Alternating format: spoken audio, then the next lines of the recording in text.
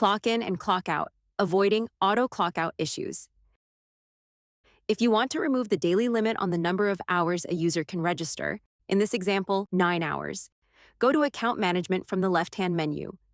Next, select Mobile Configuration, then Timesheet Configuration. Here you'll find the Auto Clock Out option. Simply uncheck this setting. When Auto Clock Out is enabled, mobohubb will automatically clock out an employee once they reach the maximum number of hours configured for the day, which in this case is 9 hours. By disabling this option, employees will be able to remain clocked in and register as many working hours as needed throughout the day. Once you're done, click Save. You'll receive a confirmation message indicating that your changes have been successfully saved.